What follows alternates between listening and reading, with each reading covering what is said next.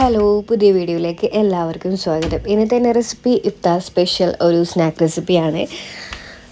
നമുക്ക് വളരെ എളുപ്പത്തിൽ തന്നെ ഇത് ഉണ്ടാക്കാൻ പറ്റുന്ന ഒരു കിടിലൻ റെസിപ്പി ആട്ടോ. അപ്പോൾ ഒട്ടും താമസിക്കുന്നില്ല, ഇതെങ്ങനെയാണ് ഉണ്ടാക്കുന്നതെന്ന് നോക്കാം. ആദ്യം തന്നെ ഞാനിവിടെ ഒരു 2 കപ്പ് അളവിൽ മൈദപ്പൊടി എടുത്തിട്ടുണ്ട്. ഇനി ഇതിലേക്ക് 1 ടീസ്പൂൺ ഈസ്റ്റ് ചേർത്ത് കൊടുക്കാം. 1 ടീസ്പൂൺ തന്നെ പഞ്ചസാരയും ചേർത്ത് കൊടുക്കുന്നുണ്ട്. ആവശ്യത്തിന് ഉപ്പൂടെ ചേർത്തിട്ട് ഇത് നന്നായിട്ടൊന്ന് കുഴച്ചെടുക്കാം. നമ്മൾ ചപ്പാത്തിയേക്കാളും കുറച്ച് ലൂസായിട്ടാണ് ഞാനിത് കുഴച്ച് വെക്കുന്നത് കേട്ടോ. കുഴച്ചെടുത്തതിന് ശേഷം ഒരു 2-3 മണിക്കൂറൊന്ന് റെസ്റ്റ് ചെയ്യാൻ വെക്കാം. എന്നാലും നന്നായിട്ട് ഇതൊന്ന് പൊങ്ങി വരും.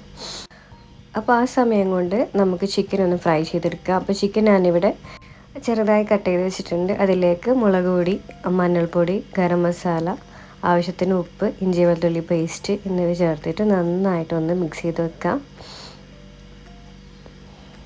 ഇനി ഇതിലേക്ക് ഞാൻ ഒരല്പം സോയാ സോസും കൂടി ചേർത്ത് കൊടുക്കുന്നുണ്ട് കേട്ടോ. നമുക്കിതൊന്ന് ഫ്രൈ ചെയ്തെടുക്കാം. അപ്പോൾ ഒരു പാനിലേക്ക് ഞാൻ കുറച്ച് ഓയിൽ ഒഴിച്ച് കൊടുത്തിട്ടുണ്ട്. അതിലേക്ക് ചിക്കൻ ഇട്ടിട്ട് ഒന്ന് നന്നായിട്ടൊന്ന് ഫ്രൈ ചെയ്തെടുക്കാം. ഫ്രൈ ചെയ്യുമ്പോൾ തന്നെ ഞാൻ കുറച്ച് പെപ്പർ പൗഡർ കൂടി ആഡ് ചെയ്തിട്ടുണ്ട് കേട്ടോ. അപ്പോൾ നമ്മുടെ ചിക്കൻ ഫ്രൈഡ് റെഡി ആയിട്ടുണ്ട്. ഇനി ഒരു സ്നാക്കിന് ഒരു ചമ്മന്തി റെഡിയാക്കണം. അതിനായിട്ട് ഞാൻ ഇവിടെ അരമുറി തേങ്ങയും ഒരല്പം മല്ലിയിലയും ഒരു പച്ചമുളക് എടുത്തിട്ടുണ്ട്. അതൊരു മിക്സിയുടെ ജാറിലേക്ക് ഇട്ട് കൊടുക്കുക. ഇതിലേക്ക് ആവശ്യത്തിന് ഉപ്പും കുറച്ച് നാരങ്ങ നീരും കൂടി ചേർത്തിട്ട് നന്നായിട്ട് ഒന്ന് അരച്ചെടുക്കാം.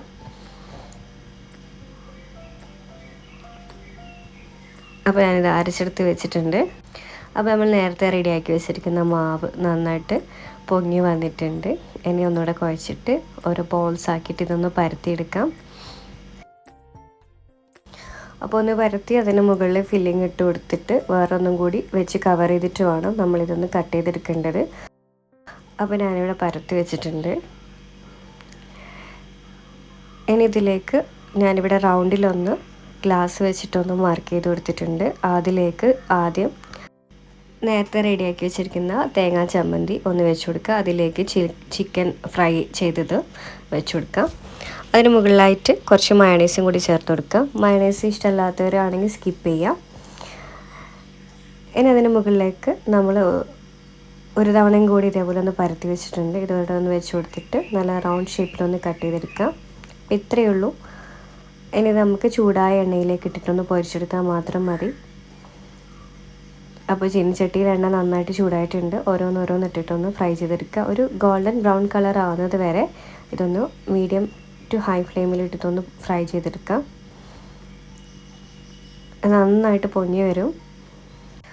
പിന്നെ ഇവിടെ റെഡി ആയിട്ടുണ്ട്. എണ്ണയിൽ നിന്ന് കോരി മാറ്റാം. ഇതേപോലെ തന്നെ ബാക്കിയുള്ളതും കൂടി ഒന്ന് ഫ്രൈ ചെയ്തെടുക്കാം.